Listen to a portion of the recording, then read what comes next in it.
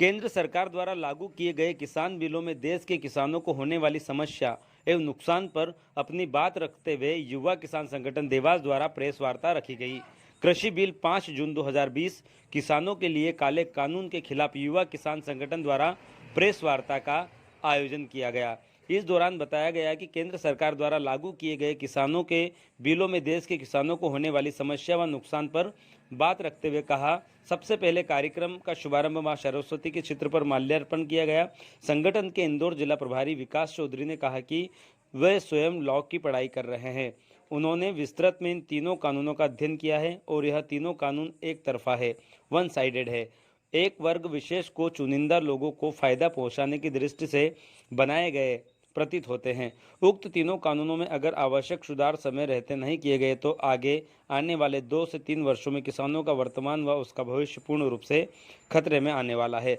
जिसके चलते युवाओं से अपील की गई है कि वह अपने जनप्रतिनिधियों से बात करें व इन कानूनों में किसान हित में MSP न्यूनतम समर्थन मूल्य का आवश्यक शर्त जुड़वाए व देश के जन जन व किसानों का हित सुनिश्चित करे। संगठन अध्यक्ष रविंद्र चौधरी ने पत्रकारों से चर्चा करते हुए कहा कि पहला किसान विरोधी कानून जो को कृषक व्यापार व वाणिज्य विधेयक 2020 है। इसी प्रकार कई प्रकार की बातें किसान अध्यक्ष ने कही। क्या कहा इस वीडियो के माध्यम से सुनिए।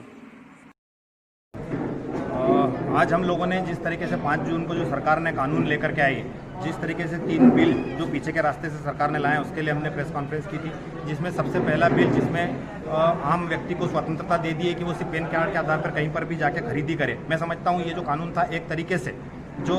अलग अलग राज्यों में जो अलग अलग कानून थे, अलग अलग जो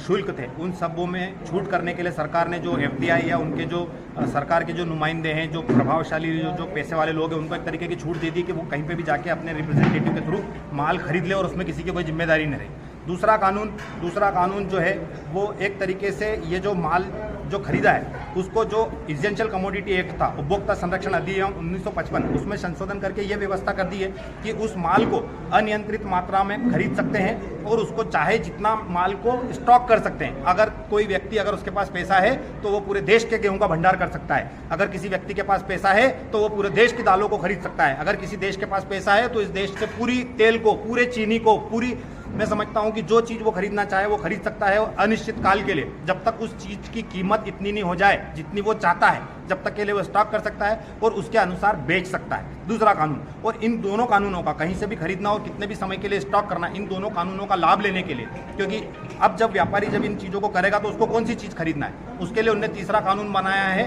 कॉन्ट्रैक्ट फार्मिंग। इसमें किसानों के साथ एग्रीमेंट होगा। अगर उसको लगता है कि यहाँ पोषण गेहूं की खेती करना है तो वो पोषण गेहूं के लिए किसान से एग्रीमेंट करेगा, उसके अनुसार वो कीमत तय करेगा और उसके अनुसार उसकी क्वालिटी और क्वांटिटी डिसाइड होगी, उसके अनुसार समय निर्धारित होगा और उस समय पर किसान को जाकर के वो गेहूं उस व्यापारी को देना होगा। तो ये तीनों कानून ये निर्धारित करेंगे कि किसान कब, कैसे और कितनी मात्रा में कौन सी खेती करेगा, किस दाम पे उसको बेचेगा। एक तरीके से किसान अपने ही खेत में गुलाम होगा। ये एक तरीके से ईस्ट इंडिया कंपनी जिस तरीके से व्यापार करने आई थी उसी की ये नई शुरुआत है। हो सकता है इसमें FDI के थ्रू कुछ फॉरेन इन्वेस्टर्स आए, हो सकता है हमारे देश के चुनिंदा उद्योगपति जो सरकार को पीछे के रास्ते से चुनाव के लिए फंडिंग करते हैं वो लोग आए और पूरे मार्केट पे कब्जा करें। मैं आप लोगों के माध्यम से जन जन से अपील करता हूं कि ये कानून सिर्फ किसानों के लिए काला कानून नहीं है। जिस तरीके से आज अगर आप सुबह आए और 80 रुपए लीटर पेट्रोल था, शाम को आप अगर गए और 100 रुपए लीटर पेट्रोल हो गया, आपको 100 रुपए देना पड़ेंगे, आप कुछ नहीं कर सकते। उसी तरीके से ये कानून अगर लागू हो गए और निश्चित रूप से साइन हो गए और लागू होंगे और इनमें अगर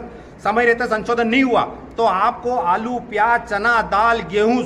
जो भी चीजें आपकी खाने की जो चीजें हैं जिसके बगैर हमारे माँ बाप, भाई बहन, हम सब लोग जिसकी कल्पना नहीं कर सकते, ये सब खाने की चीजें जो उद्योगपति निर्धारित करेंगे उस कीमत पर खरीदने के लिए हम लोग मजबूर होंगे। और मैं समझता हूं ये एक तरीके से आने वाले समय में देश का बच्चा वो इंजीनियर, डॉक्टर, वकील कोई भी हो, वो एक तरीके से गुलाम हो जाएगा।